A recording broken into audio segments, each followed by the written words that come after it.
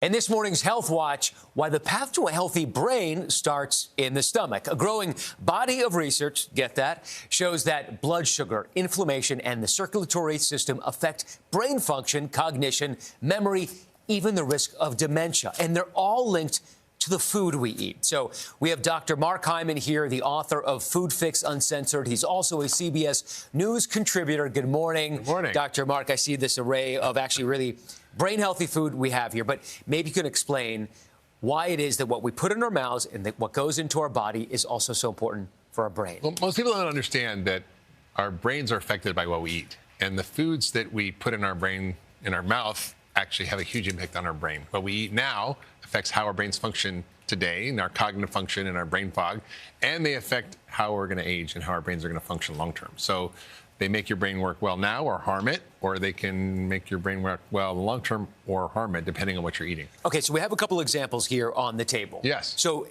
we have blueberries, we have some dark chocolate, walnuts, sardines, eggs. Why are these particular foods so good for the brain? Well, you might notice a lot of them have fat in them, right? Yeah. And fat is important because your brain is about 60% fat.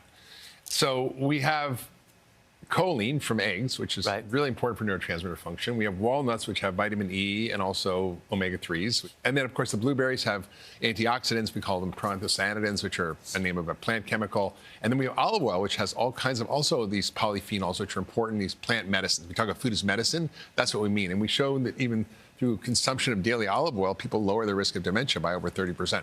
So just before we came on, you called me a fathead. You said we're all fatheads, but now I see it's a compliment from you. Yes.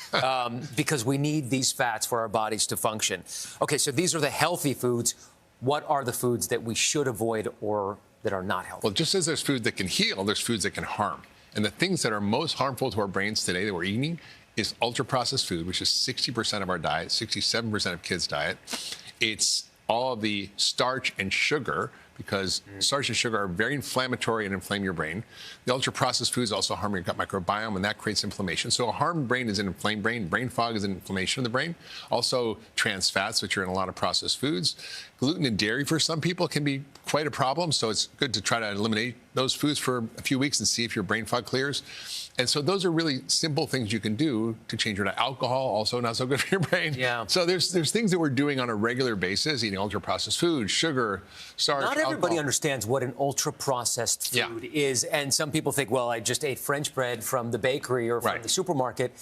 But that is also an ultra-processed food. Yeah, anything that's industrially manufactured, it's made in a factory, is typically, a problem. Michael Pollan says if it's made in a plant, don't eat it. If it's grown in a plant, eat it. That's a good model, but that's not true universally. But the thing is that there are ingredients that are highly deconstructed, reassembled, and don't bear any resemblance to the original form. So if you eat an apple, it looks like an apple. It doesn't have an ingredient list. Ultra-processed foods have a very long ingredient list, most of which you don't understand, can't pronounce, or in Latin, and you wouldn't have in your kitchen. So the basic rule is, if you wouldn't have butylated hydroxytoluene in your kitchen to put in your That's my favorite food. Yeah, you shouldn't eat that. Shouldn't eat it. Okay.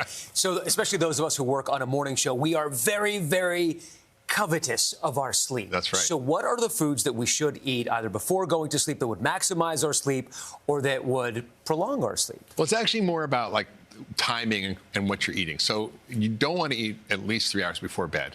You don't want heavy, fatty foods before you go to bed. You don't want to drink before you go to bed, at least 3 hours, because that'll interrupt your sleep architecture. And you want to, in the morning, get exposed to morning light and have protein instead of sugar. Most of Americans have dessert for breakfast. Cereal, muffins, bagels, all that stuff is dessert for breakfast. You want protein in the morning. And if you follow these things and actually have magnesium-rich foods, things like almonds, avocados, pumpkin seeds, they're great for magnesium.